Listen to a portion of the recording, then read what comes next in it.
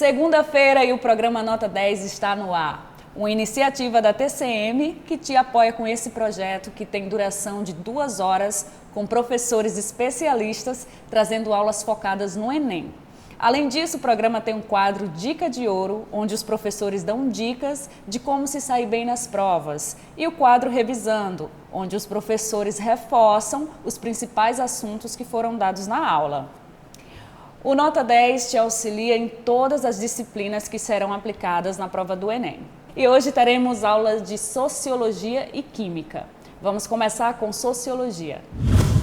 Olá pessoal, eu sou o professor Clinton Azevedo, professor de Filosofia e Sociologia e esse é o programa Nota 10. Galera, hoje nós vamos de aula de Sociologia. Vamos analisar aí o surgimento do pensamento sociológico, como é que surge essa nova ciência, quando surge e por que ela surge. Além de que no decorrer das nossas aulas de Sociologia, nós vamos estudar alguns sociólogos e pensadores que deram contribuições importantíssimas para o desenvolvimento dessa ciência, como por exemplo o Auguste Comte, o Émile Durkheim, o Karl Marx, o Max Weber. Analisando todos esses pensadores, nós vamos compreender a importância dessa ciência, né, que é uma ciência nova em relação às outras, para a compreensão da sociedade como um todo, ok? Pessoal, iniciando aqui, tá? A sociologia, ela é uma das ciências, né, sociais nascidas, na verdade ela é a ciência social nascida no século XIX e um dos principais papéis dessa nova ciência é tentar explicar as mudanças que estão ocorrendo dentro da sociedade nesse contexto. Contexto esse que foi marcado por inúmeras mudanças, né? Tanto na perspectiva do comportamento das pessoas, da cultura, da política, da economia, na forma como as pessoas se organizavam para produzir. Então, tornou-se, né, necessário encontrar ou dar origem, criar uma ciência que pudesse explicar todas essas mudanças que estavam ocorrendo dentro desse contexto. E aí, pessoal, a criação da sociologia, ela foi influenciada pelo pensamento iluminista, tá? Que tinha como um de seus principais interesses compreender a sociedade, né? Tentar explicar essa sociedade, compreender a dinâmica dessa sociedade, principalmente a partir de um contexto revolucionário, que foi ali o contexto da Revolução Francesa. Ou seja, pessoal, lembrando que marca aí, não é, a queda do absolutismo com a Revolução Francesa. Então, se cai o absolutismo, surge uma nova forma de governo. Com uma nova forma de governo, as pessoas vão se comportar de uma forma diferente. Então era necessário compreender esse novo comportamento da sociedade, tá? Outro fator que influenciou de forma significativa, né, na criação dessa ciência foi, né, a Revolução Industrial. A primeira Revolução Industrial, ela faz com que os indivíduos eles mudem todo o seu comportamento, a forma como eles se organizavam para produzir vai sendo alterada e é necessário compreender essas mudanças, como já foi dito. E aí, pessoal, esse carinha que vocês estão vendo aí no slide, ele é um historiador britânico chamado Eric Hobsbawm. E aí, ele fala que uma das principais características que marcaram, né, que proporcionaram ou que foram necessárias para que surgisse a sociologia foram a Revolução Francesa e a Revolução Industrial, que ele chamou de dupla revolução, né? Ele coloca isso como a dupla revolução. Então, foi num contexto, né, pós-revolucionário, marcado por diversas mudanças, né, e por novas formas de produzir, onde os indivíduos começaram a abandonar costumes antigos E começaram a focar, ou melhor, focar não, começaram a praticar novos costumes. Costumes esses influenciados pela própria sociedade, pela forma como a sociedade estava posta e como estava se organizando. Então surge aí a necessidade de explicar esse novo modelo de sociedade a partir de um critério científico e não mais levar em consideração apenas critérios que vinham ali do senso comum. Então, como a sociedade ela começa a mudar, ela começa a ser alterada, era necessário criar uma ciência que pudesse explicar e compreender essas alterações, tá? Alterações essas que aconteceram aí no Novo Mundo, não é? Nesse mundo pós-revoluções, tá bom? Galera, a Revolução Francesa, ela acaba alterando, como eu falei para vocês, né, a forma de governo, a queda ali do absolutismo, como também ela acaba alterando a forma como a sociedade estava posta, né? A gente vai ver um pouco melhor como essa sociedade era organizada um pouco mais à frente, mas ela altera também essa organização social. E a partir da Revolução Francesa, os governos absolutistas eles vão caindo em toda a Europa, a partir dos movimentos de independência que estavam questionando ali os poderes dos reis, né? Visando dar poder ao próprio povo, né? Visando com que o povo pudesse ter mais liberdade, né? Igualdade e fraternidade, como era o lema da Revolução Francesa. Isso acaba ali atingindo uma boa parte da Europa. Além de que, né, a Revolução Industrial ela alterou profundamente o sistema de produção. A Inglaterra, galera, ela foi a pioneira dentro desse processo de industrialização, né, ao longo do século XVIII. E aí, galera, imaginem só, nós temos uma sociedade agora que muda a sua forma de governo, altera toda uma construção social e nós temos também uma sociedade que altera a forma como trabalha, a forma como estava organizada para produzir.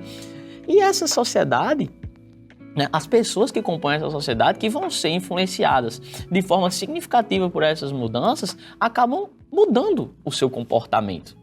Então, como é que eu posso compreender esse novo comportamento? Porque novos comportamentos podem trazer novos problemas. Então, como é que eu posso encontrar uma forma de solucionar esses problemas, né? E aí, essa Revolução Industrial, ela foi se espalhando, né, em torno do globo terrestre, atingindo todas as outras nações, né, que começaram ali a ter os seus próprios processos industriais e ela vai, né, alterar ali nas relações de produção, nos comércios e na economia da região de várias cidades, ok? Bom, pessoal, então, após a Revolução Francesa, acontece o fortalecimento de um grupo específico, né? Que era um grupo chamado de burguesia. As relações sociais elas começam a ser alteradas e aí a divisão da sociedade, a gente percebe que tinha uma divisão da sociedade francesa em 3 estados. E essa divisão ela foi sendo alterada, né? Então, como vocês podem ver aí no nosso esquema, na nossa pirâmide, eu tinha aí, ó, o terceiro estado, né? Esse terceiro estado, ele era composto pelo povo e pela burguesia e tinha ali mais ou menos o equivalente a 24 milhões de pessoas. Eu tinha também o segundo estado. Esse segundo estado, ele era composto pela nobreza de sangue e a nobreza de espada, tá? E tinha ali o equivalente, não é, a 350 mil pessoas. E eu tinha o alto clero e o baixo clero, né? Que configuravam ali o primeiro estado. Esse primeiro estado tinha ali cerca de 120 mil pessoas. E acima de tudo e de todos, eu tinha o rei absolutista, o governante, tá? Galera, lembrando que o primeiro e o segundo estado e o rei, né, eles viviam de privilégios tributários e jurídicos, ou seja, quem sustentava essas pessoas era, de fato, o terceiro estado, que era composto pelo povo e pela burguesia.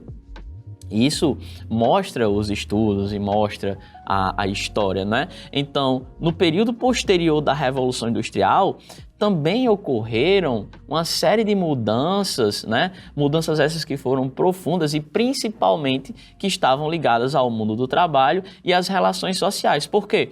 Porque a partir do momento que eu quebro com essa dinâmica que está posta aí para vocês, né? Primeiro estado, segundo estado e terceiro estado, quando eu quebro com essa dinâmica, eu mudo toda a forma que a sociedade está posta, eu mudo toda a estrutura social. E aí o que é que acontece? A partir da queda do absolutismo, acontece que a burguesia ela começa a crescer e ela começa a subir nessa pirâmide.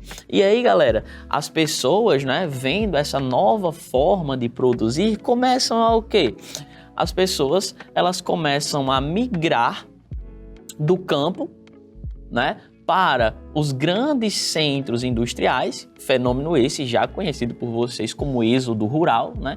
As pessoas elas começam a migrar do campo para os centros industriais buscando melhores condições de trabalho, né? Buscando melhores condições de vida, buscando se engajar dentro desse trabalho fabril.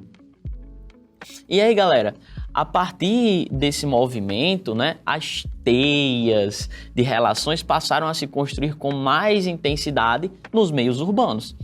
Então, a sociedade ela começa a se desenvolver, começa a se construir de fato dentro das perspectivas urbanas, né? O desenvolvimento tecnológico, as alterações na forma de comportamento, novas teorias científicas, novas correntes artísticas, isso também alteraram a forma como os indivíduos passaram a se relacionar. Ou seja, os indivíduos eles começam a se relacionar de uma nova forma. E percebam, pessoal, que toda e qualquer mudança que ocorre dentro da sociedade faz com que os indivíduos eles mudem a forma como eles se relacionam. Basta vocês perceberem que a forma como nós nos relacionamos hoje é totalmente diferente da forma como nos relacionávamos há 20 anos atrás, ou como as pessoas se relacionavam há 20 anos atrás, né?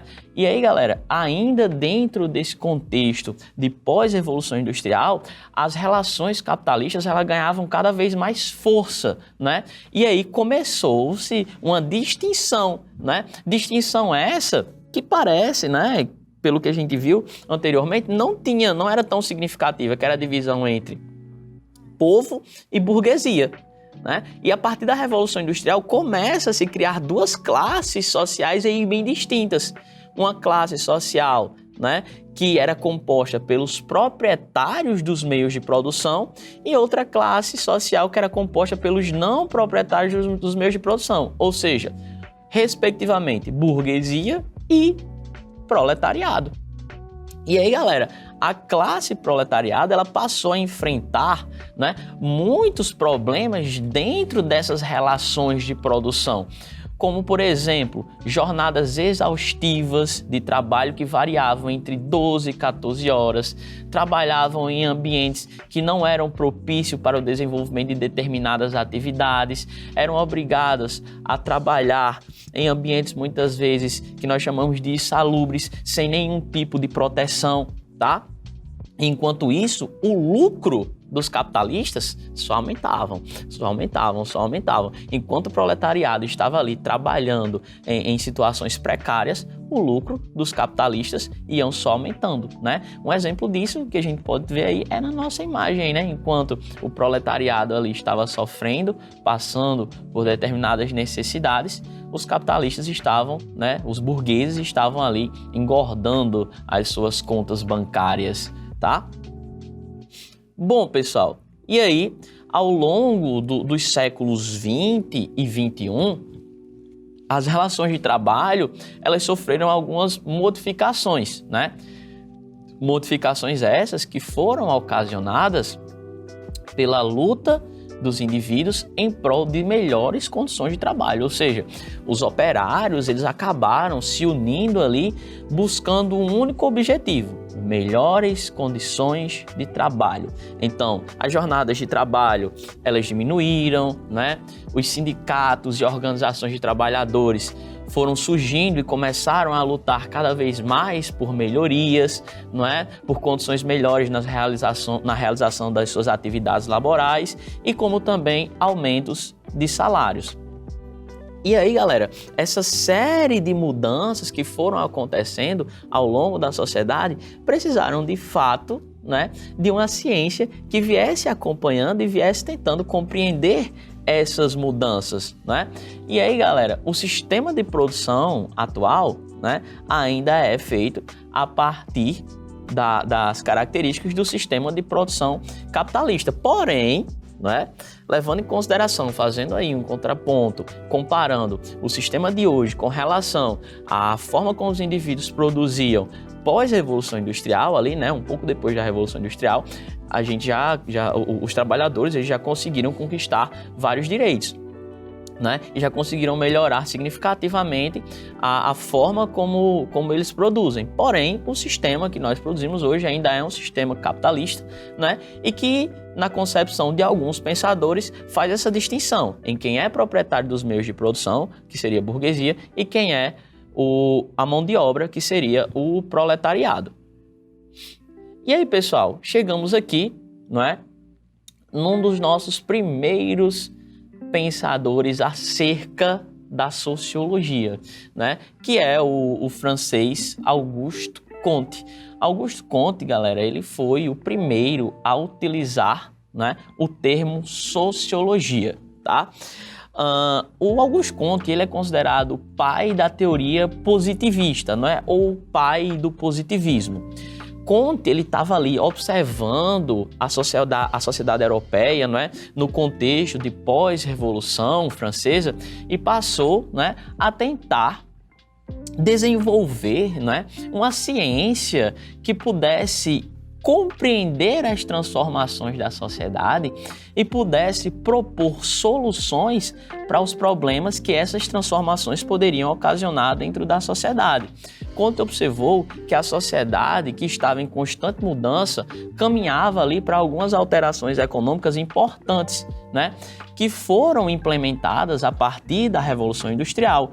E aí, Comte, né, teve a inclusão de suas ideias positivistas para tentar explicar essas mudanças sociais que estavam acontecendo.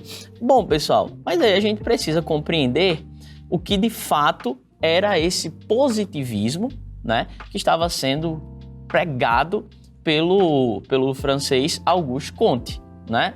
Bom, Auguste Comte aí, ele nasce na França em 1798, né?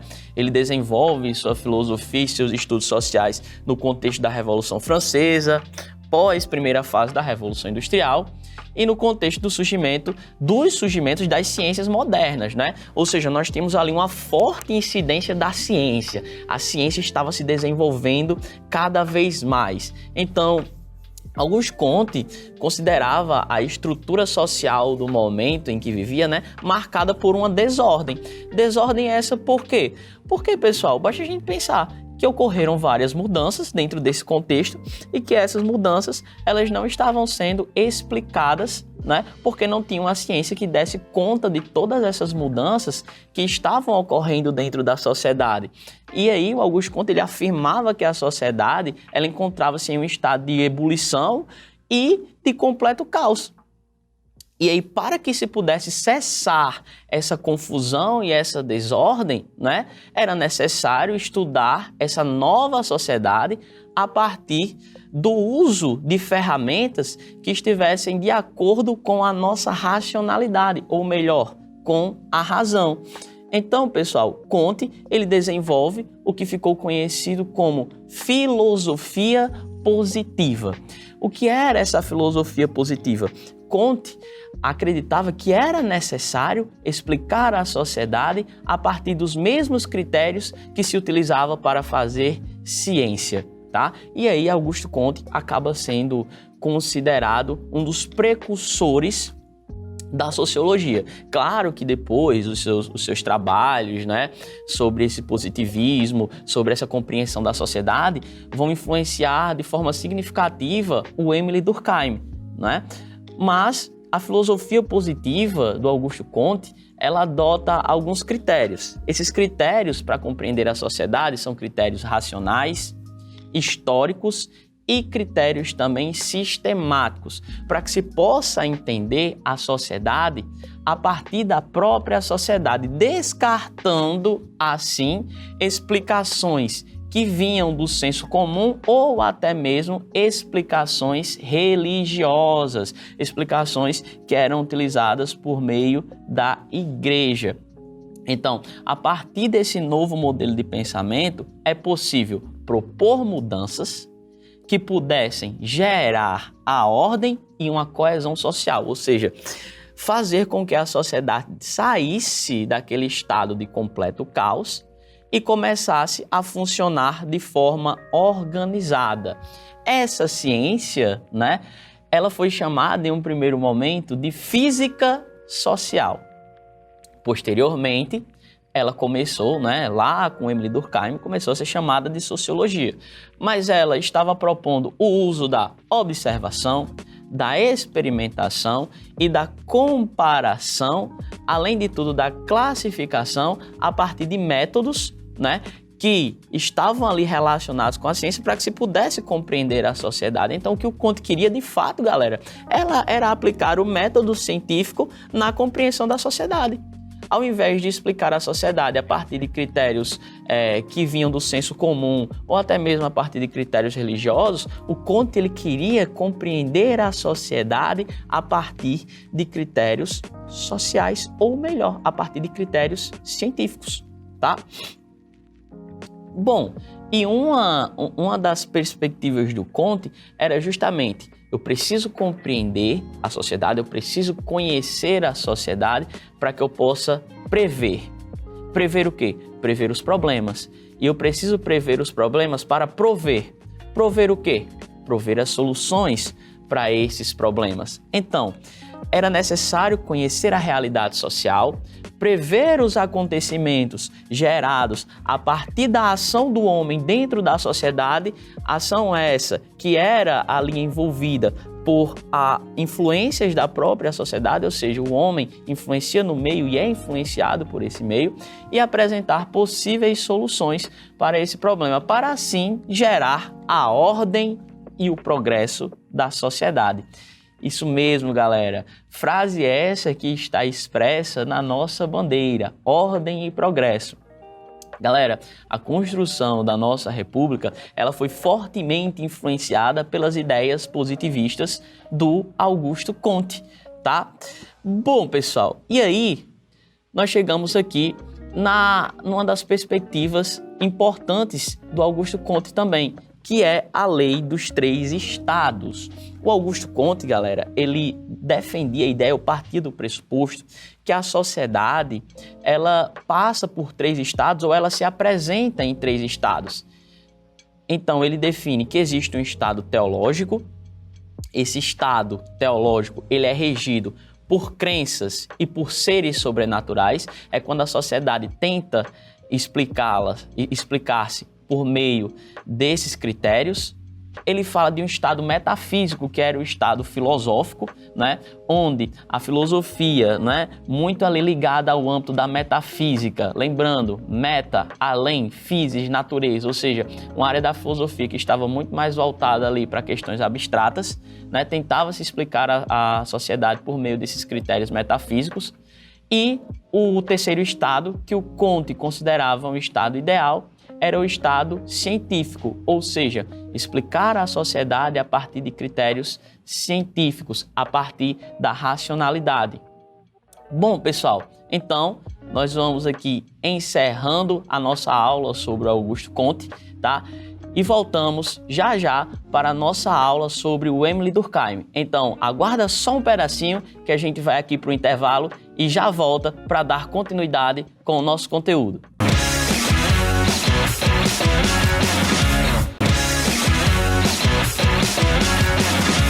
Olá, pessoal, estamos de volta. Após intervalo, vamos dar continuidade aos nossos conteúdos de sociologia, né? No bloco anterior, nós vimos ali um pouquinho sobre o surgimento da sociologia, o que levou ao surgimento dessa nova ciência, como também vimos ali algumas contribuições do francês Auguste Comte para o desenvolvimento dessa nova forma de pensamento.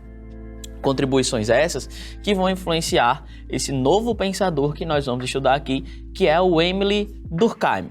Bom, pessoal, então, no século XIX, as observações positivistas do Auguste Comte, da sociedade e das transformações, elas foram, de certo modo, institucionalizadas pelo também francês Émile Durkheim, ou seja, o Émile Durkheim ele começou ali a organizar todas as teorias e pensamentos do Auguste Comte, como também começou a desenvolver algumas formas de pensamento e tentou ali institucionalizar, ou seja, criar uma nova forma de conhecimento que seria a sociologia. Não é à toa que hoje nós temos aí as ciências sociais, né, que cuidam dessas áreas aí da sociedade. Então, Durkheim, galera, ele foi o responsável pela organização da sociologia, do mesmo modo que estão organizadas as ciências naturais.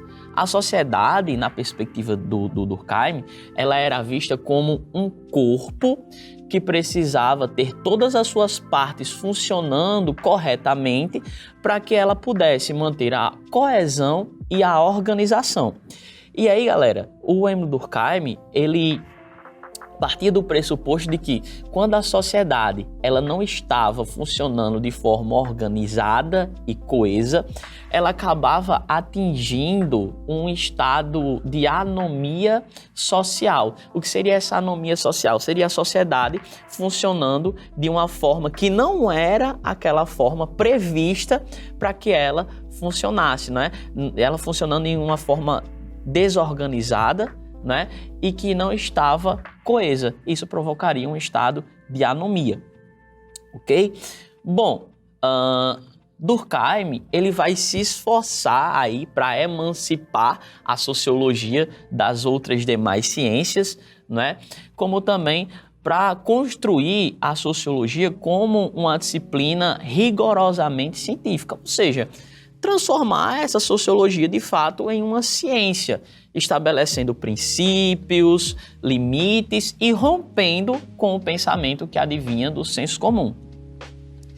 A partir disso, galera, né, depois de todas essas tentativas de institucionalizar essa nova ciência, né, Durkheim ele vai desenvolver suas teorias e ele reconhece na sociedade, né, um conjunto de caracteres que poderiam ser compreendidos separadamente da consciência dos indivíduos, nos quais esses caracteres eles se manifestavam através de representações. E foi aí que o Durkheim criou a sua teoria do fato social, tá? Ou seja, são coisas, né, que influenciam o indivíduo nas suas ações dentro da sociedade. Ou seja, o indivíduo ele vai agir por influência. Por influência de quê? Influência dos fatos sociais. Galera, então vamos lá para um conceito, tá bom?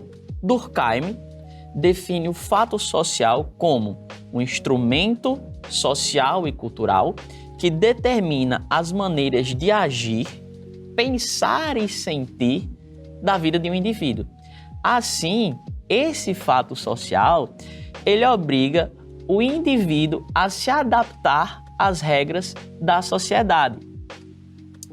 Então, o que seriam esses fatos sociais, galera? Esses fatos sociais, eles nada mais seriam do que normas sociais, valores, convenções e regras que eles vão existir independentemente da vontade e da existência do indivíduo. Um exemplo que eu trouxe para vocês, galera, como vocês estão vendo aí na imagem, é a questão do casamento. Por que as pessoas se casam na sociedade? Quem foi que criou essa ideia de casamento? Então, perceba que algumas ações que nós praticamos na sociedade, elas são influências da própria sociedade. E é justamente a isso que o Durkheim chegou. Tá? O indivíduo ele estava sendo influenciado por caracteres que estavam compondo a sociedade e acabavam influenciando nas ações particulares do indivíduo. Então, a tese central de Durkheim aponta que o fato social está na percepção do indivíduo. E aí, né, ele será condicionado por realidades sociais que impõem os limites do comportamento que são aceitos pela sociedade. Perceba, galera, que desde que nós nascemos, né, são impostos para nós comportamentos que são considerados adequados para a sociedade. Então, você precisa, vamos lá, um exemplo. Você precisa estudar, depois você precisa se formar, depois você vai namorar, depois você vai casar, depois você vai ter filhos. Ou seja, a sociedade ela começa a impor padrões, né, que são estabelecidos por essa sociedade e que os indivíduos eles são obrigados, né, a seguir esses padrões.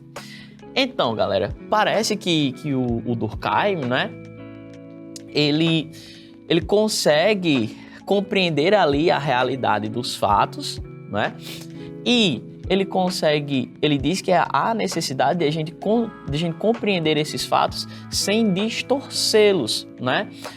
E aí, esses fatos, eles acabam influenciando também nos desejos dos indivíduos, né? Nos nossos interesses particulares, tá bom?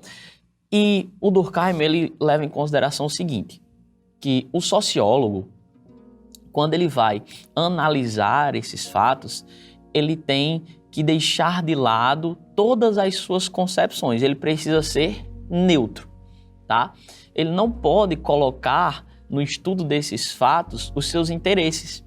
Então, ele tem que estar neutro dentro dessa relação para que ele possa compreender esse fato em sua totalidade, né?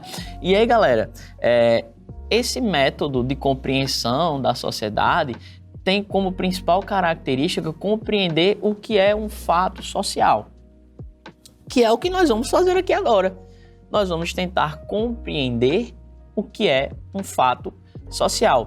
E aí, pessoal, eu trouxe para vocês, né? Vocês estão vendo aí no nosso slide, um esqueminha. Esse esquema, galera, vai nos auxiliar de forma significativa na compreensão desse novo conteúdo, ou seja, do fato social. Então vamos lá, galera, com calma. O que é um fato social? Um fato social, ele é são formas coletivas de sentir, pensar e agir. Além de que o fato social, ele acaba funcionando como uma imposição. Uma imposição de quê? Uma imposição de hábitos, de valores, de normas, de regras sociais, de crenças, tá? E o fato social, galera, né? Para que você possa identificar se é um fato social ou não, ele precisa estar dentro de 3 características, que seria a característica de generalidade, a característica de exterioridade e a característica de coercitividade, tá bom? Então, a partir disso, nós conseguimos identificar se uma determinada ação é ou não um fato social. E aí, galera, eu vou utilizar para vocês, como exemplo, a questão do casamento, que já foi citado, né? Por que o casamento é um fato social? Vamos lá nas características, galera. É só a gente compreender. O casamento, ele tem a característica de generalidade? Tem. Ou seja, todas as pessoas se casam, ou a maioria delas se casam, né? O casamento, ele teria a característica de exterioridade? Sim, ele tem a característica de exterioridade, pois, né, mesmo você indo de confronto com a sociedade e não querendo casar, as pessoas elas não vão deixar de casar porque você não casou, ou seja, O casamento ele é exterior a você, ele é exterior à sua vontade, independe da sua vontade, tá? E o casamento, ele teria essa última característica de coercitividade? Tem sim.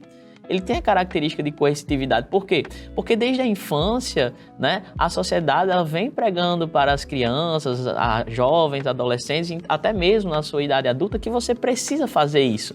Então eles ficam tentando convencer você a determinada prática. Por isso que o fato social ela acaba sendo uma imposição, como a gente já citou, de hábitos, de valores, de normas, regras sociais. E aí, galera, conseguiram entender o que é um fato social? Porque a gente vai precisar compreender direitinho o que é um fato social para a gente tentar compreender as teorias mais à frente do Emile Durkheim, ou melhor, caracterizar um fato social, tá bom? Bom, pessoal, então eu trouxe aqui as 3 características do fato social bem explicadinhas, né? A característica da generalidade, ou seja, é geral. Um fato social, ele é geral. Como assim geral?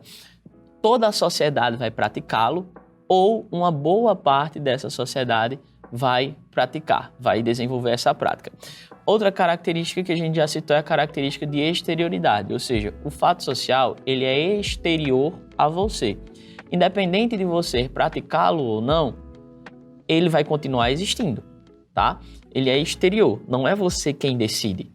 E uma das características bem importantes para a gente entender o fato social é a característica de coercitividade, né? Ou seja, a força que esses fatos sociais exercem dentro da sociedade, a forma como o indivíduo ele acaba sendo obrigado a se adequar a essa realidade a qual ele está inserido, né? Como foi citado o exemplo do casamento.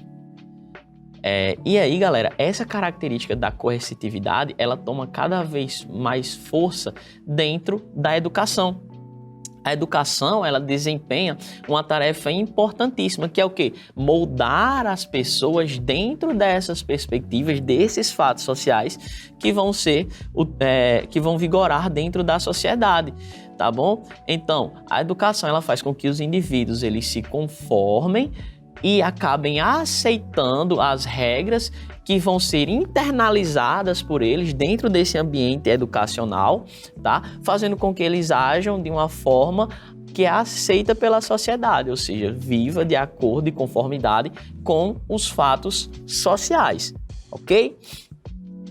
Bom, pessoal, e aí, na concepção do Emile Durkheim, né?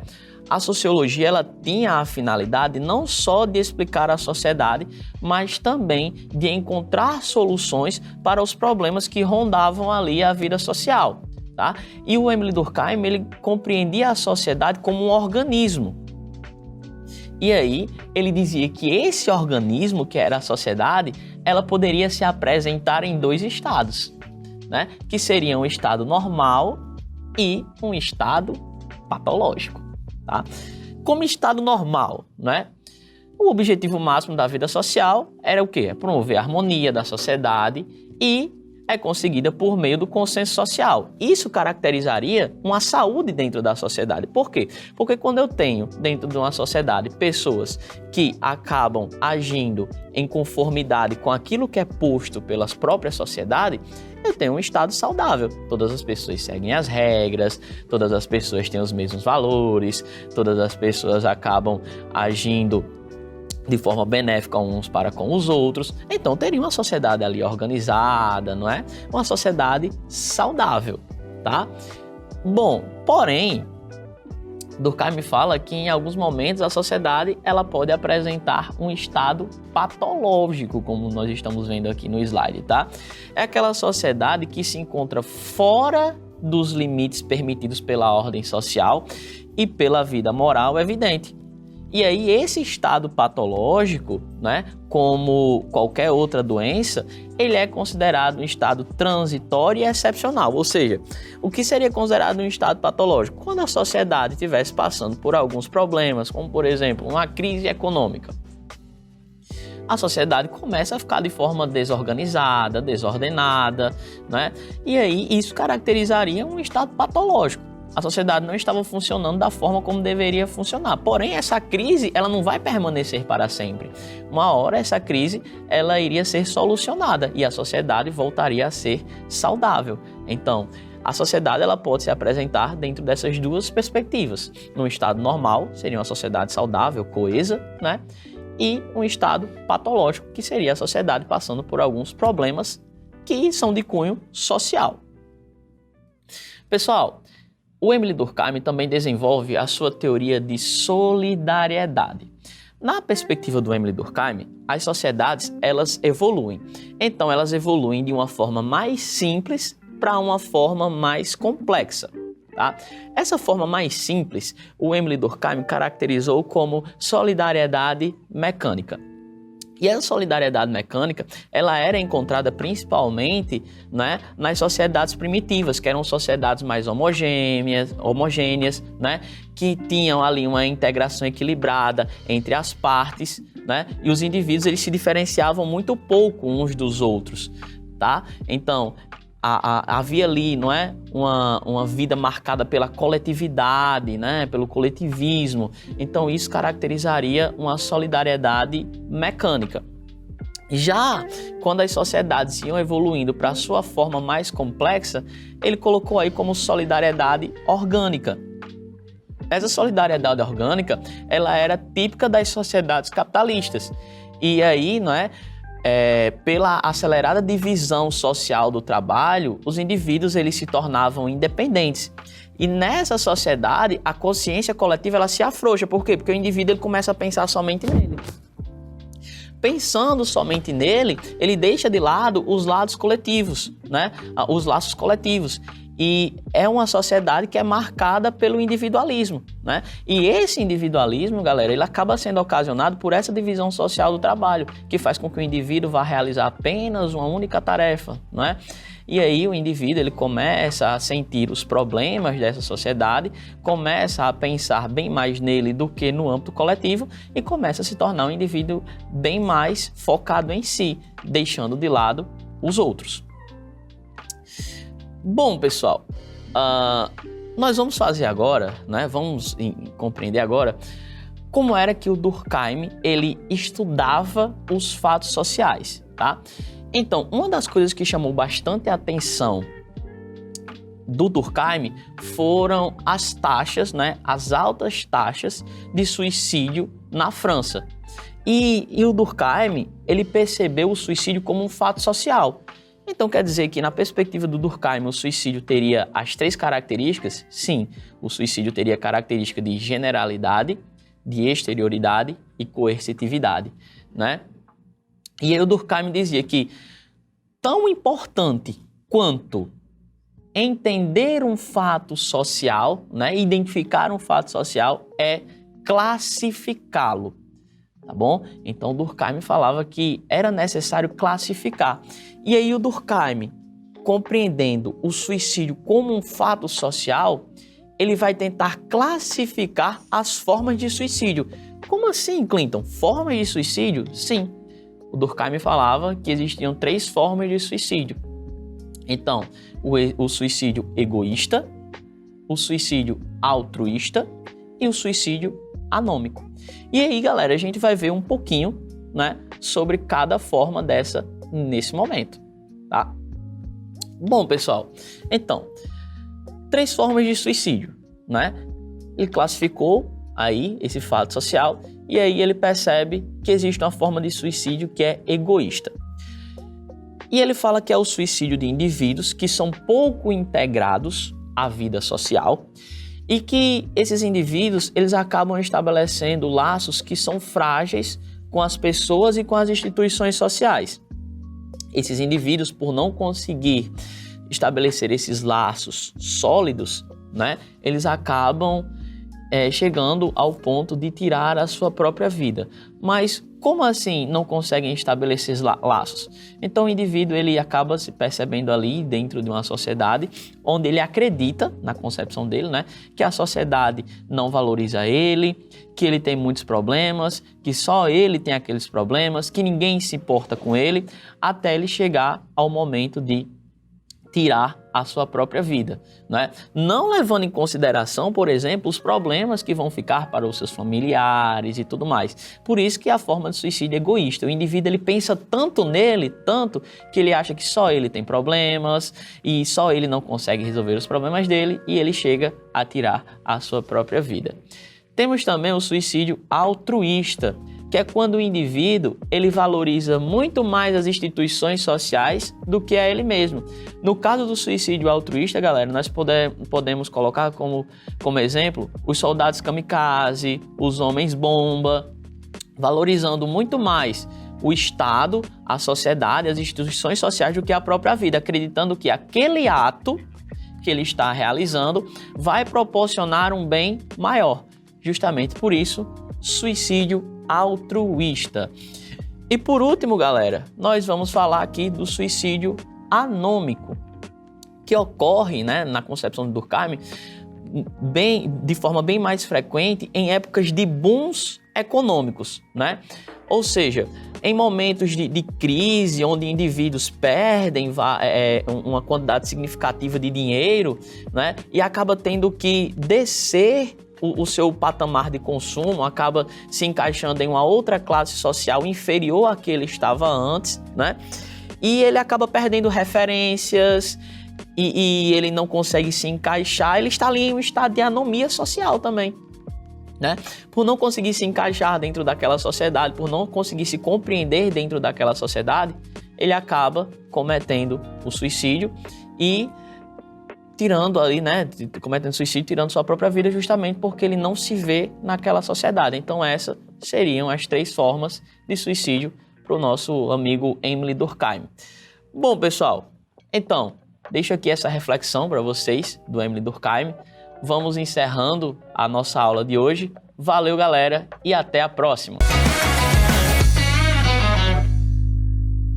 Vamos ao nosso revisando. Então, vimos uma quantidade significativa de conteúdo na nossa aula de hoje, né? Primeiro de tudo, nós vimos ali a origem do pensamento sociológico.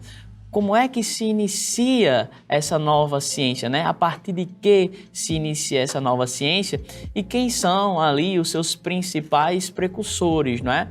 A partir disso, nós chegamos até o Auguste Comte, né, que foi um dos primeiros aí a dar o pontapé dentro das perspectivas sociológicas, de propor uma ciência que pudesse estudar a sociedade com um caráter racional, livrando-se aí, né, dos dogmas religiosos e até mesmo do senso comum. Vimos também uma importante teoria do Auguste Comte, que era a lei dos 3 estados, onde ele afirmava que as sociedades elas poderiam ser encontradas em 3 estados evolutivos: o estado teológico, o estado filosófico e o estado científico. Na nossa aula de hoje, nós também analisamos as teorias do francês Émile Durkheim, como a sua teoria do fato social, que nada mais eram do que formas coletivas de sentir, pensar e agir, que funcionavam como imposição, né, nas ações dos indivíduos e tinha 3 características: a característica da exterioridade, da coercitividade e da generalidade. E aí nós percebemos também que, segundo o Émile Durkheim, muito mais importante do que identificar e compreender um fato social é tentar classificá-lo. E foi o que ele fez com o suicídio. Lembrando que quando o Durkheim classifica o suicídio, ele classifica em 3: o suicídio anômico, o altruísta e o egoísta. Valeu, galera, tamo junto e até a próxima.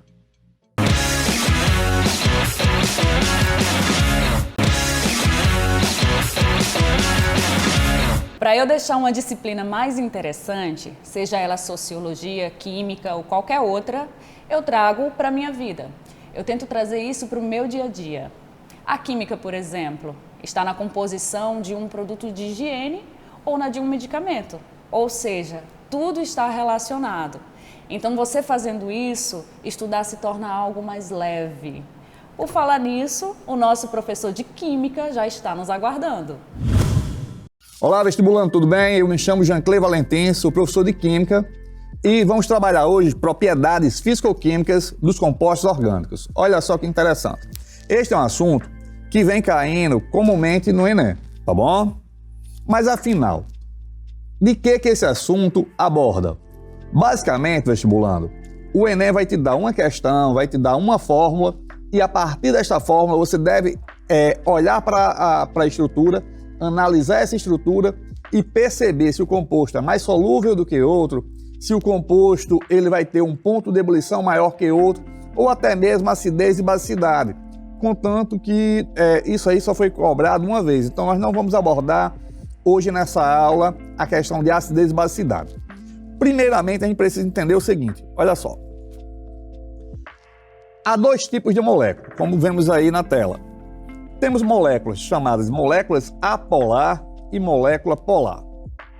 Então, basicamente, todas as moléculas, todas as estruturas que temos orgânicas, podemos classificá-las dessa forma.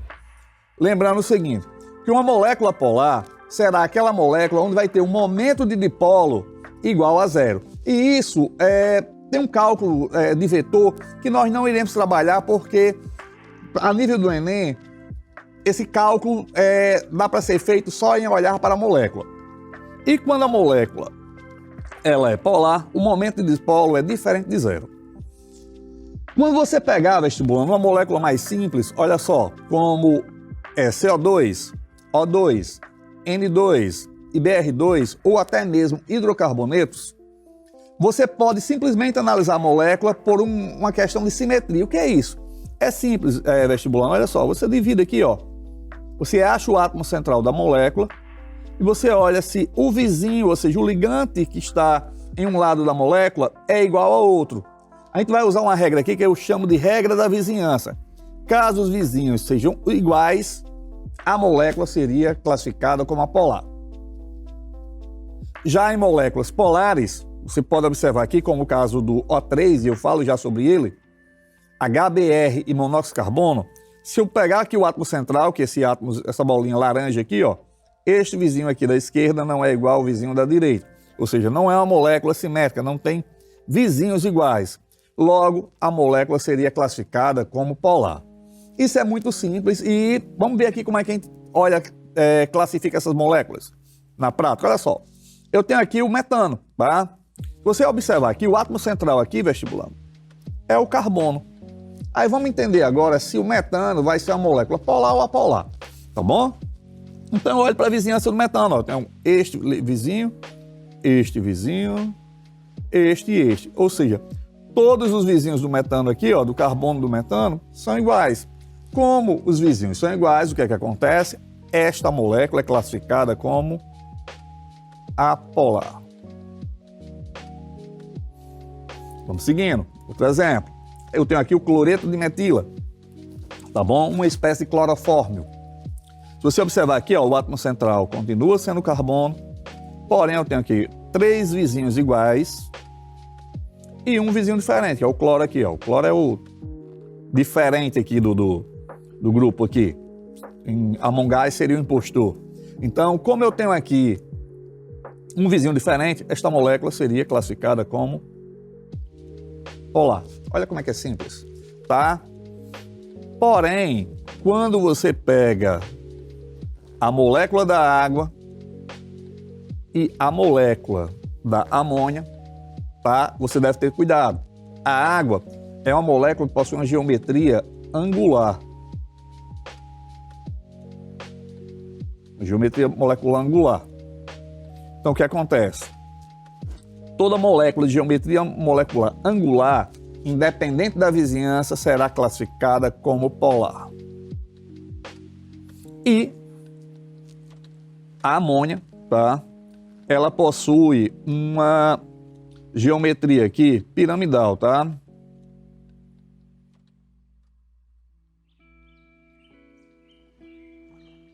Então, toda molécula de geometria piramidal também será classificada como molécula polar, independente da vizinhança. Olha só, Os vizinhos aqui da amônia são iguais, os vizinhos da água aqui do átomo central são iguais. Olha como é que é simples. Mas afinal, Jean Clay, e para que eu vou ter que entender por que uma molécula é polar ou por que uma molécula é apolar? É simples, tá? Existe uma regra, um princípio básico da química que diz o seguinte: semelhante dissolve semelhante, ou seja, compostos de mesma polaridade se misturam, tá? E isso serve para explicar um monte de coisa no nosso cotidiano. Por exemplo, por que a água não se mistura com o óleo? Olha só, acabamos de ver há pouco tempo que a água é polar.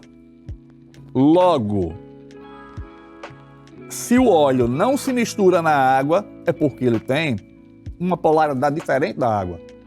Sendo assim, o óleo é apolar. Tá?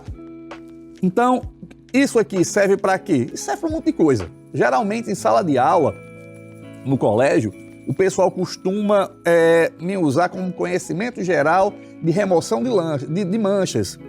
De uma hora para outra, o aluno se surge, Jean Clay, essa mancha sai com o quê? Aí eu analiso a mancha, percebo se ela é solúvel ou não em água e a partir daí eu traço como retirar essa mancha, tá? Vou dar um exemplo bem simples aqui que todo mundo já passou por isso. Imagina só que você está andando de bicicleta em uma rua deserta. Feliz, alegre, quando você faz uma curva que de uma hora para outra encontra um monte de gente, o que é que acontece? A corrente da bicicleta cai. Por quê? Porque corrente de bicicleta só cai na frente de um monte de pessoa. Nunca cai na rua deserta. Então, desesperado, você vai tentar fazer o quê? Colocar a corrente da bicicleta, porque todo mundo está te olhando. E você faz o quê? Você suja as tuas mãos e tua roupa. Passando água aí, você retira esta graxa do teu corpo da roupa? Não. Então, por dedução, o que é que a gente conclui? Se a água não retira esta mancha, é porque esta mancha aí é apolar. Ela tem uma polaridade oposta à polaridade da água. Então, qualquer coisa que você coloque aí que não se misture com a água, vai retirar essa mancha. Pode ser margarina, pode ser óleo, pode ser gasolina, que em teoria não se mistura com a água. Então, qualquer coisa que não se misture com a água irá retirar esta mancha. Você só deve ter cuidado com o que você vai colocar. Porque, às vezes, dependendo do que você coloca, tem um cheiro muito forte, como querosene ou gasolina, tá bom? Mas vai de cada um. Vamos seguir aqui? Então, já sabemos para que serve a polaridade, tá? Isso influencia o que na minha vida? Bem, influencia muita coisa. Só para vocês terem ideia. É conhecendo o princípio de polaridade que nós, aqui no Brasil, conseguimos quebrar com todos os princípios em teoria físico e químico da natureza. O Brasil, basicamente, é o único país onde você consegue adulterar gasolina com água. Oxe, espera aí, Jean Clay. Você falou que a água não se mistura com a gasolina. E como será que diabos aqui no Brasil o cara vai conseguir colocar gasolina na água, ou melhor, água na gasolina, tá? Para adulterá-la? É simples, olha só. Eu tenho aqui na tela, como você pode ver aí, uma substância chamada octano. Ela é a base de toda a gasolina. É um composto que é um hidrocarboneto. Se você puxar bem na memória, há pouco tempo eu falei que todo hidrocarboneto é apolar.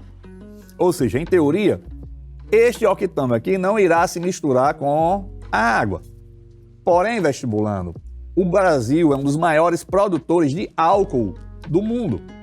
É tanto álcool, mas tanto álcool, que para este álcool conseguir ser vendido, o governo brasileiro instituiu uma lei que obriga a adicionar álcool na nossa gasolina. Ou seja, nossa gasolina não é pura. Então, salvo engano, está em 25% o teor de álcool que deve ser colocado na gasolina. Então, será que o álcool consegue se misturar à gasolina, o octano da gasolina? Vamos ver aqui, ó. Aí eu tenho a estrutura do etanol, você pode ver aí na tela. Se você parar para analisar o etanol, você vai ver que tem um átomozinho vermelho aqui, ó, o oxigênio. E a partir do momento que eu adiciono átomos diferentes de carbono e hidrogênio na estrutura, eu gero pontos que eu chamo de pontos polares. Então, olha só, interessante. O álcool ele vai ter um ponto polar Mas eu tenho aqui, ó, carbono e hidrogênio. E esse carbono e hidrogênio vai ser um ponto apolar. Ou seja, o álcool é bipolar. Ele tanto se comporta como uma molécula polar, quanto se comporta como uma molécula apolar. E o que é que vai acontecer aqui, ó? A parte apolar do álcool vai se prender à gasolina, que é apolar, pois semelhante se interage com semelhante. Até então, beleza? Beleza, sem problema nenhum. O problema todo está aqui, ó, que sobra na gasolina um ponto o quê? Polar. E é este ponto polar aqui, ó, que eu consigo prender a água. Ou seja, em nenhum canto do mundo onde não tenha álcool na gasolina, se a gasolina for pura, você não consegue adicionar o quê? A água. No Brasil, a galera aqui achou uma brecha na lei. Você não está adicionando, ao final das contas, a água na gasolina. Você está adicionando o quê? A água ao álcool presente na gasolina. Olha que interessante. Tá ok? Vamos seguir? E essa polaridade influencia em quê? Na minha solubilidade. É simples, ó. Eu tenho uma tabela aqui, onde eu tenho alguns álcools, tá ok? É estranho, né? O plural álcools, mas é esse o plural mesmo, tá bom? Então eu tenho um álcool aqui, o primeiro álcool é o metanol, o segundo álcool é etanol, terceiro propanol, quarto butanol e o quinto pentanol. Beleza. Vamos analisar aqui, ó, a solubilidade aí de uma certa massa de etanol, de álcool, para cada 100 gramas de água. Se você observar aqui na tela, você vai ver que a solubilidade do metanol é infinita. Tanto eu coloque em água que eu consigo solubilizar. E a do etanol? Também. E a do propanol? Também infinita.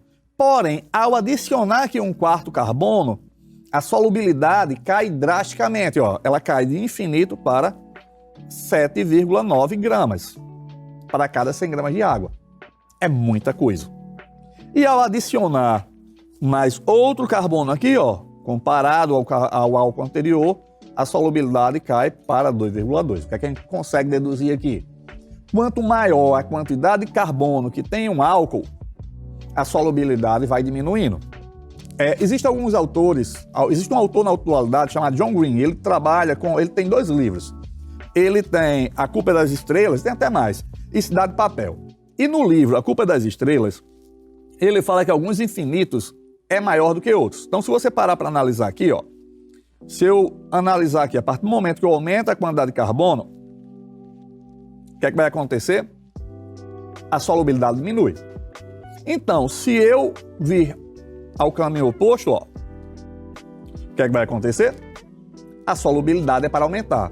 Então, se você analisar aqui, ó, este infinito aqui é menor do que esse, que é menor do que esse aqui, em lógica. Tá ok? É claro que o John Green não explicou dessa forma, contudo, dá para jogar um pouquinho de John Green aqui de literatura contemporânea na nossa aula. Mas o porquê isso acontece? Acontece o seguinte, nós já vimos que o álcool, ele tem interação polar e apolar. E essas interações, elas vão brigar entre si, elas vão lutar entre si. Então, o que acontece? A interação polar, ela é sempre mais intensa, ela é sempre mais forte do que as interações apolares. Contudo, essa interação aqui, ó, polar, ela só consegue vencer até 3 carbonos. Então, se você lembrar na tabela anterior, a solubilidade, ela cai drasticamente a partir do momento que eu adicionei o quê? O quarto carbono. Por quê? Porque o caráter apolar começa a prevalecer sobre o caráter polar. Simples de entender, não é isso? Então, vamos ver aí na prática como é que funciona, como é que foi cobrado isso aí no Enem. Não se preocupa, não precisa se aproximar da televisão, não precisa colocar o óculos para ver as fórmulas, que depois eu vou ampliar vestibulando. Então, eu tenho uma questão aí, ó, do ano 2012, do Enem. O armazenamento de certas vitaminas no organismo apresenta grande dependência de sua solubilidade. Por exemplo, vitaminas hidrossolúveis. Isso aqui é interessante. Hidro remete a água. ou seja, solúvel em água, vitaminas que são solúveis em água, devem ser incluídas na dieta diária. Enquanto vitaminas lipossolúveis, olha só, o termo lipo aqui, vamos lembrar aqui de lipoaspiração, tá? Lipo quer dizer gordura, ou seja, solúvel em gordura. Se é solúvel em gordura, não é solúvel em água, tá bom? Então, vitamina hidrossolúvel, solúvel em água, lipossolúvel, insolúvel em água. Enquanto as vitaminas lipossolúveis são armazenadas em quantidades suficientes para evitar doenças causadas pela sua carência. Resumindo aqui é o seguinte, se você ingerir muita vitamina hidrossolúvel, com o passar do dia, ela vai sair na urina, no suor, na saliva, nas fezes, tá? Ela vai ser eliminada facilmente do seu organismo. Já as vitaminas lipossolúveis, o que é que vai acontecer? Ela vai entrar no seu organismo e vai se alojar nas suas gorduras, ou seja, ela vai demorar um pouquinho mais a ser eliminada, tá bom? Por isso que é importante você fazer o quê?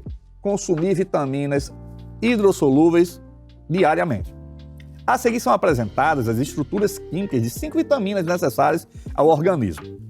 Eu tenho a estrutura aqui, vou dar uma ampliada aqui só para ficar melhor, tá? Aí o que é que acontece? Se essa questão fosse de biologia, as fórmulas 1, 2, 3, 4 e 5 seria dado o nome das vitaminas. E em biologia, geralmente, a gente memoriza quais são as vitaminas hidrossolúveis e lipossolúveis. Só que aqui em química a questão foi maldosa. Ela não deu o nome das vitaminas, ou seja, você vai ter que olhar para a fórmula e saber se ela é lipo ou hidro, tá bom? Então, dentre as vitaminas apresentadas na figura, aquela que necessita de maior suplementação diária, ou seja, eu quero uma vitamina polar, tá bom? Eu quero uma vitamina polar.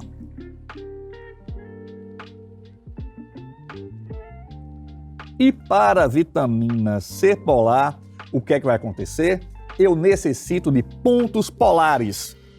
Quanto maior for a quantidade de pontos polares, ou seja, de átomos que sejam diferentes de carbono e que sejam diferentes de oxigênio. Quanto maior for a quantidade destes átomos, mais solúvel vai ser a vitamina, mais polar vai ser a vitamina. Então, se eu for para a primeira vitamina aqui, ó, eu tenho aqui apenas um O, tá bom? Se eu for para a segunda vitamina, eu tenho aqui, ó, 2 O's. Ou seja, a vitamina 2, em teoria, é mais polar do que a vitamina 1. A 3 eu tenho, ó, 1, 2, 3, 4, 5, 6. A 3 está ganhando, tá? A 4 eu tenho apenas um ponto polar. A 3 está ganhando. E a 5, vamos olhar aqui, ó, um ponto polar aqui, bem escondidinho aqui, ó, outro ponto polar. Então, a vitamina mais polar será a vitamina 5. Resposta. Desculpa, a vitamina 3. Resposta, vitamina 3. Vou dar uma limpada aqui na tela e vamos analisar melhor aqui o seguinte. A vitamina 3 é a vitamina C, meu povo, tá? É muita vitamina C que as frutas produzem. É tanta vitamina C que quando você chega em uma farmácia, você tem a liberdade de escolher uma vitamina C de 1 grama e uma vitamina C de 2 gramas, tá? Tá até no balcão. Então você chega na farmácia, o balconista já pergunta se você não quer levar uma vitaminazinha C para casa, tá? Já adianta você o seguinte, por lógica, você vai escolher a vitamina de 2 gramas, porque é mais vitamina C. Contudo, você não necessita dessa quantidade diária de vitamina, tá? 1 grama já será suficiente.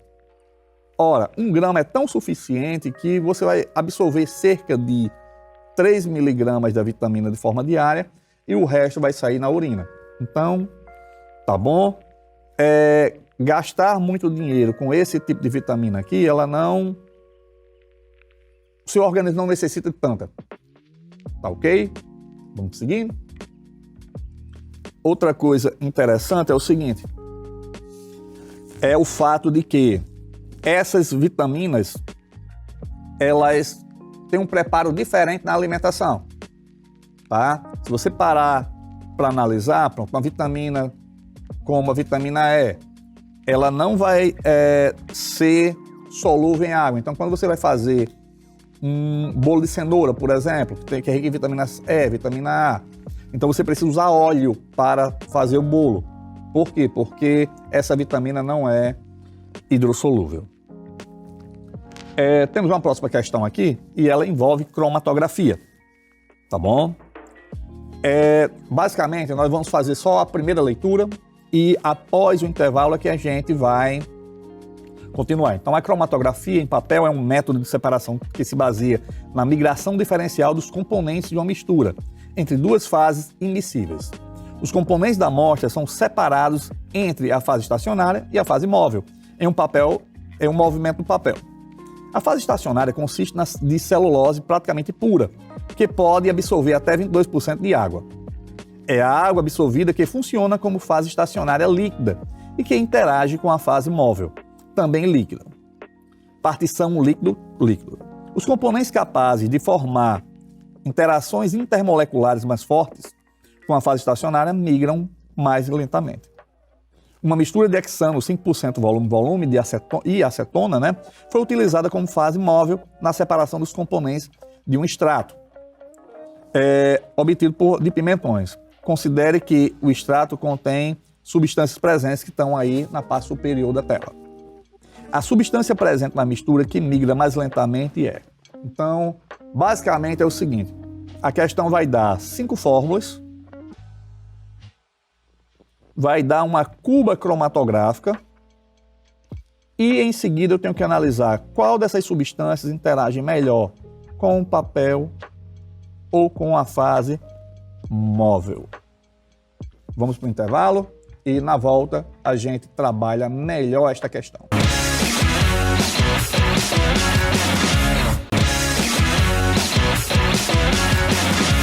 Voltamos vestibulando, olha só.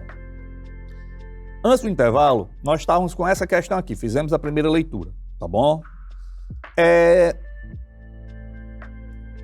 Cara, que negócio complicado esse aqui, é muita informação, é um experimento, é um negócio que eu não consigo entender, tá? Como é que o Enem joga um negócio desse para mim? Será que dá tempo de eu responder isso aqui em 3 minutos? É o seguinte, eu tenho que idealizar um experimento chamado cromatografia. E com esse experimento eu tenho que analisar qual dessas fórmulas aqui, qual dessas estruturas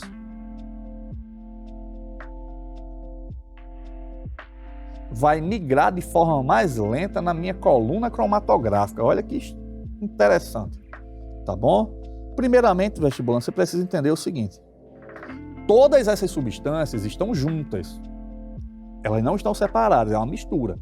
Essa questão aqui envolve separação de mistura, química orgânica e também propriedades físico-químicas dos compostos orgânicos. Então, olha só. Imagina o seguinte, eu tenho um recipiente, um copo, por exemplo. Aí eu coloco um pedacinho de papel. Esse papel pode ser um papel filtro, desse que vocês têm em casa para filtrar café, tá? Preparar café. Aí eu coloco aqui, como o texto diz, uma mistura de hexano e acetona, tá? Então vamos imaginar o seguinte, se você colocar esse papel aí, o que é que vocês acham que vai acontecer com esse líquido? Como é que ele vai interagir com o papel, tá bom? Aí eu vou gotejar aqui, na parte de baixo do papel, essa bolinha aí, a mistura de todas aquelas fórmulas, tá? Eu quero que vocês entendam que tem todos aqueles compostos aqui dentro. Então, com o passar do tempo, o papel vai interagir com o líquido. Ou seja, esse líquido, por um princípio chamado capilaridade, vai subir aqui no papel, tá? Isso é óbvio, né? Contudo, o que é que vai acontecer? Os componentes que estão aqui, aquelas 5 substâncias, tá? E até mesmo outras, vão começar a ficar na dúvida. E agora, eu interajo mais com quem? Eu interajo mais com o papel ou interajo com esse líquido? Aí fica na dúvida. Alguns vão interagir mais com o líquido, outros vão interagir mais com o papel. Aquela substância que interagir mais com o líquido, ela vai tentar acompanhar o líquido aqui, ó. Vai ser a famosa Maria vai com as outras, vai seguir aqui, ó. E quem interagir mais com o papel vai ficar mais na parte de baixo, tá bom? Então vamos ver o que é que vai acontecer aqui, ó. N substâncias vão se separar aí, tá bom? E fica assim mesmo, pessoal, fica coloridinho, não é efeito de câmera, não. É uma prática linda, por isso se chama cromatografia. Croma, do grego, cor, ou seja, estudo das cores, tá ok? Então, vamos seguir aqui, ó. O que é que eu posso analisar? Essa substância que está mais abaixo aí vai ser a minha substância mais lenta, ou seja, tem mais afinidade com a fase estacionária, fase que está fixa, o papel. Tá beleza? E a substância que está aí em cima, mais acima, ela vai ser a substância mais rápida, ou seja, ela tem mais interação com a mistura hexano-hexacetona e tem mais afinidade com a fase móvel, ou seja, com o líquido que andou no papel. Tá bom? O que é que a gente pode concluir aqui? Essa substância amarela aí, ela vai ter mais afinidade com a celulose, com a água. Opa, se é água, a afinidade é polar, tá bom? Enquanto a substância que está mais acima vai ter mais interação com o hexano, tá? Aí tem um detalhe aí, se você observar aí, ó, o sufixo aqui, ano, da palavra hexano, está todo maiúsculo. Então, esse sufixo aqui indica que essa substância é um hidrocarboneto. Ora, se é um hidrocarboneto, já vimos aqui que os hidrocarbonetos, eles são apolares. Ou seja, essa substância que está mais acima, que é a mais rápida, ela é apolar. E a substância que está mais aqui abaixo, que é mais lenta, ela será polar. Então, vamos voltar para a questão. Vamos voltar para as fórmulas. A questão me pede o seguinte: eu quero a substância mais lenta, ou seja, eu quero a substância mais polar. Lembrando que para a substância ser polar, mais polar, ela tem que ter átomos diferentes de carbono e hidrogênio. Quanto maior a presença de átomos diferentes de carbono e hidrogênio, que a gente chama de heteroátomos, tá?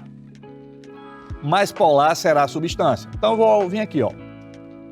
O licopeno não tem nenhum ponto polar. O alfa-caroteno também não. O gama-caroteno também não. O alfa-criptoxantina tem um ponto polar. Olha só aqui, que é esse aqui.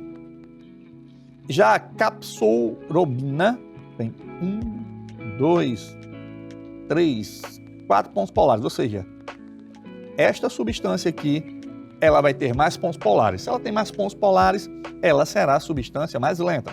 Então, vamos jogar aqui, ó. Só lembrando, foi esta aqui, né, ó. 1, 2, 3, 4. Resposta alternativa D de dado. Interessante a questão. Tá ok? Vamos seguir. Olha só outra questão aqui. De 2011, vocês estão vendo que é muita questão sobre esse assunto. No processo de industrialização da mamona, além do óleo que contém vários ácidos graxos, é obtida uma massa orgânica conhecida como torta da mamona. Isso aqui é interessante porque, por volta de 2011, houve aqui uma febre no Brasil, certo? Com relação à produção de biodiesel.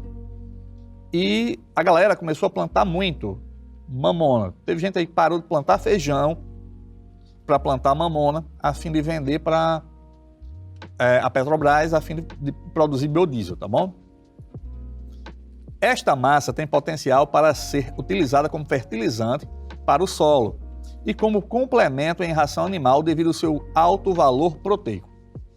No entanto, a torta apresenta compostos tóxicos e alergênicos, ou seja, comeu isso aí, passa mal, tá bom? Depende da concentração, da quantidade.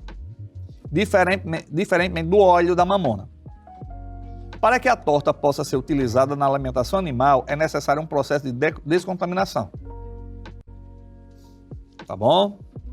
Então, a característica presente das substâncias tóxicas e alergênicas que inviabiliza a solubilização no óleo, ou seja,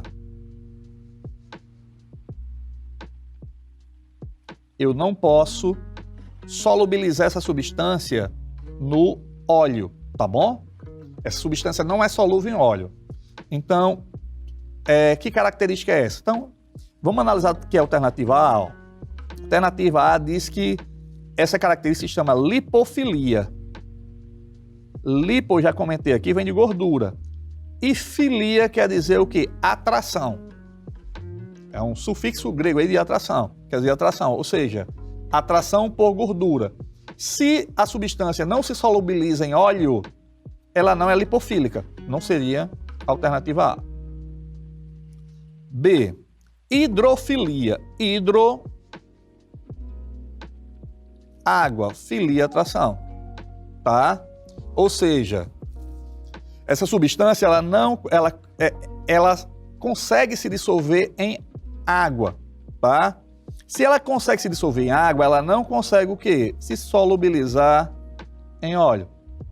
Então, a alternativa aqui, B de bola. Hipocromia aqui, não tem necessidade de analisar, mas hipo aqui pode ser um prefixo aqui de grande, né? Ou até mesmo cavalo, dependendo da etimologia, da hermenêutica da palavra, então não vem ao caso. Cromia vem de cor. Cromatofilia, ou seja, atração por cor. E hiperpolarização não tem nada a ver com o texto, tá bom? Uma questão fácil, uma questão rápida, uma questão que não precisa analisar estrutura, tudo está no texto e, basicamente, sabe um pouquinho de português, sabe um pouquinho de formação de palavra, consegue responder essa questão de boas, tá bom? Seguir. Essa é interessante, 2015. Pesticidas são substâncias utilizadas para promover o controle de praga. Beleza. No entanto, após sua aplicação em ambientes abertos, alguns pesticidas organoclorados são arrastados pela água até lagos e rios.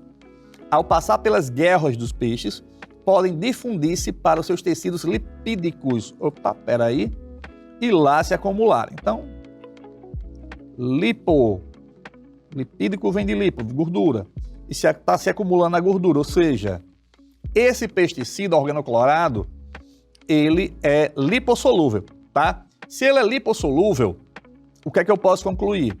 Que ele vai ter interação com a gordura e não com a água, tá bom? Se ele vai ter uma baixa interação com a água, significa que ele vai ter uma baixa polaridade, ou seja, um baixo caráter polar. Então, a alternativa aqui é a alternativa A. Também outra questão simples, assim, sem fórmula, só analisando o texto, tá bom? Vamos seguindo. Essa questão é interessante aqui.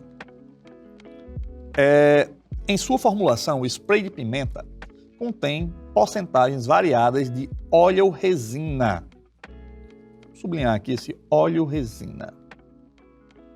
Ou seja, tem óleo lá na sua composição, não é isso?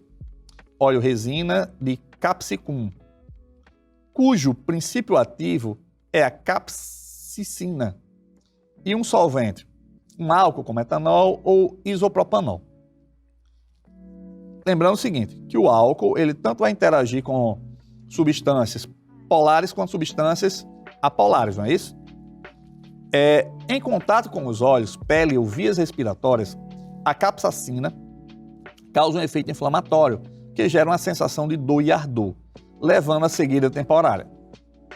O processo é desencadeado pela liberação de neuropeptídeos das terminações nervosas. Resumindo, quando você coloca o spray de pimenta no olho de alguém, arde pra caramba, tá? E como ele tem caráter oleoso, para você retirar ele aí, vai ter dificuldade, tá? Porque ele vai se prender, basicamente, a gordura do teu corpo, da tua pele. Então, Se você, geralmente quem está recebendo spray de pimenta está no meio de protesto, ou seja, está em um ambiente com muita gente, está em um ambiente que você está suado ali, ou seja, está tua pele suja, ou seja, favorece mais ainda a esse spray se prender o corpo, tá bom? Então, quando uma pessoa é atingida com o spray de pimenta nos olhos ou na pele, a lavagem da região atingida com água é ineficaz, por quê? Então, volto a dizer, ele vai se prender a gordura, tá bom? Então, se você jogar água ali, ele vai ter uma polaridade diferente e você não vai conseguir remover. Então, a reação entre o etanol, vamos ler alternativa. Reação entre o etanol e água libera calor, intensificando o ardor. Bem, o texto não dá subsídios para a gente achar que isso aqui é verdadeiro, tá bom? Solubilidade do princípio ativo em água é muito baixa, dificultando sua remoção. Faz sentido.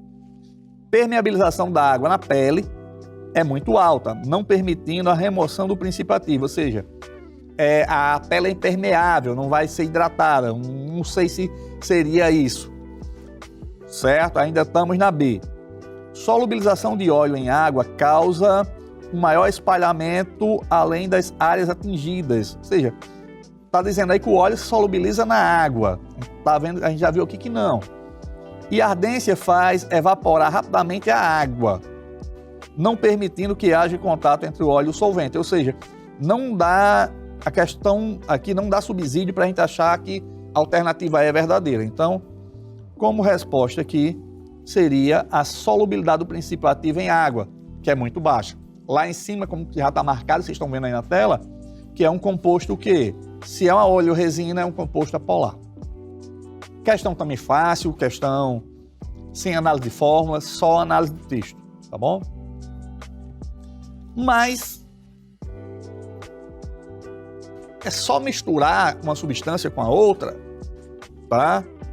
Para que essa polaridade serve? É o seguinte, dependendo do tipo de polaridade da molécula, eu tenho uma força de interação molécula-molécula.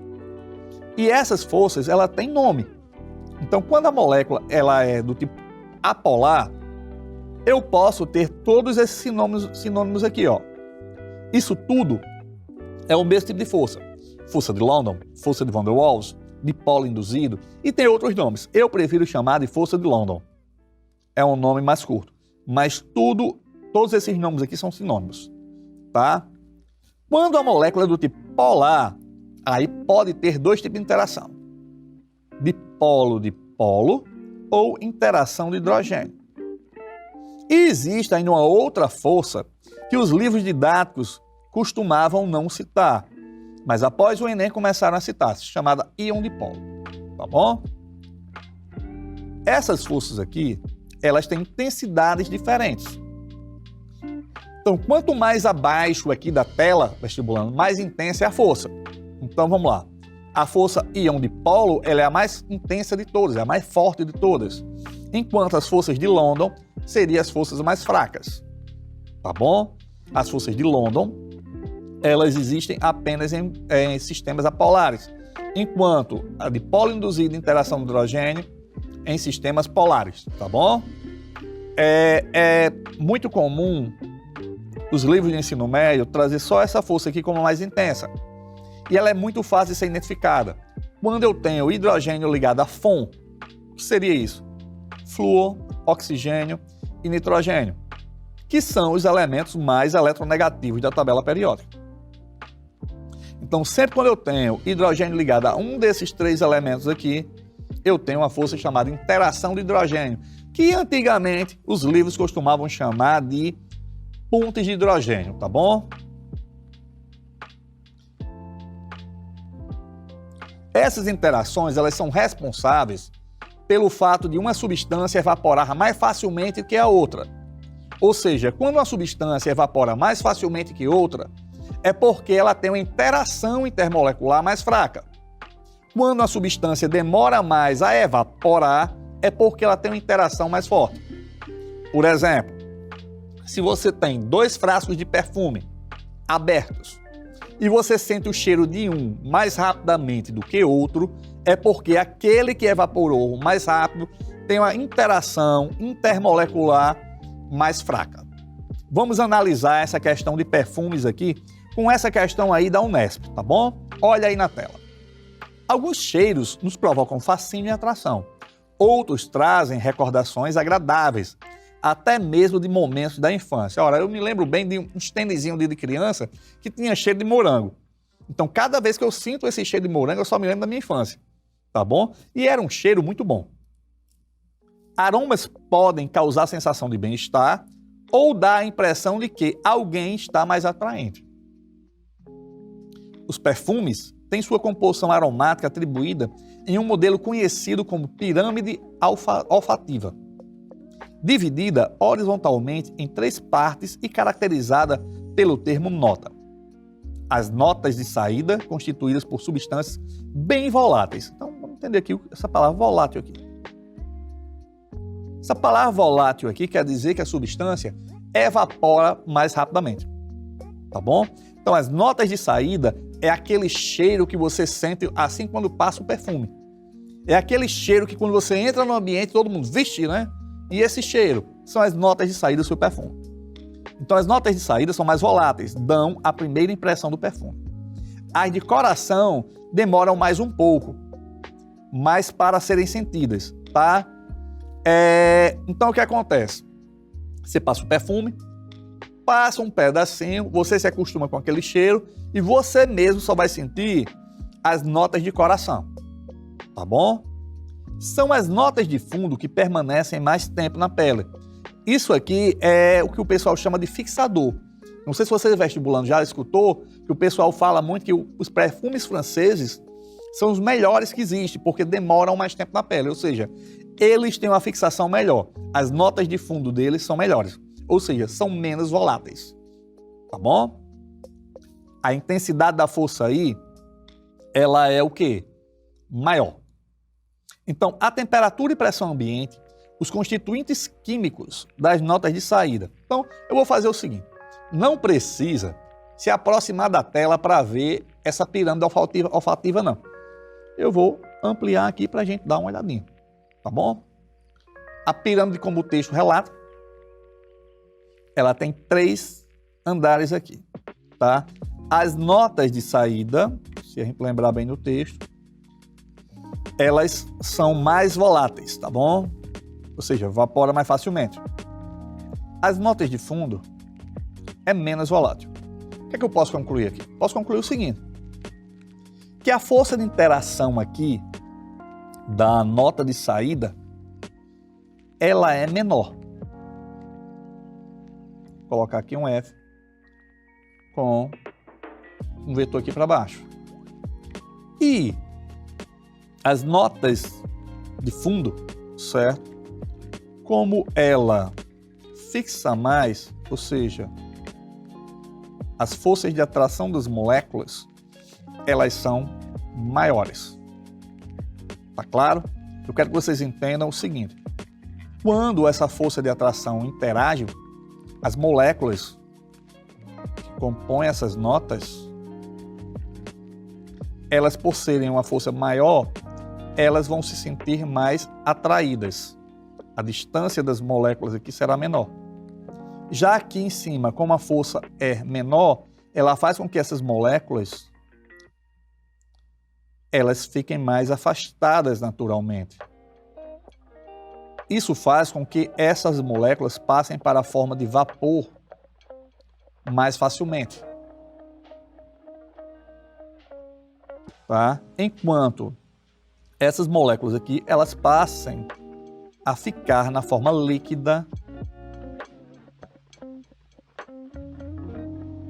por mais tempo, ou seja, elas têm dificuldade de passar para a forma gasosa. Outro fator aqui que também a gente pode analisar é o seguinte: como essa substância ela já está a substância está mais próxima de passar para a forma gasosa, então o ponto de ebulição dela, ou seja, a temperatura na qual ela ferve é maior, tá ok? Enquanto aqui o ponto de ebulição é menor. Então, vamos analisar aqui. São líquidos oleosos que aderem à pele por meio de ligações de hidrogênio, evaporam mais rapidamente que os constituintes químicos. Então, as notas de saída elas vão evaporar mais facilmente. Por isso que elas saem mais rápido. Espero que vocês tenham gostado da aula. É um assunto que é muito pertinente, cai constantemente no Enem, tá bom? E é muito fácil de analisar. Ou você analisa por texto, ou você analisa por fórmula. Obrigado, então. Voltaremos em uma próxima aula. Até mais. Tchau.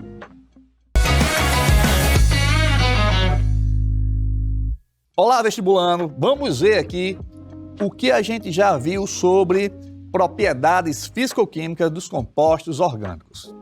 É interessante sabermos o seguinte. Como está vendo aí na tela, há dois tipos de molécula. Molécula polar e molécula apolar.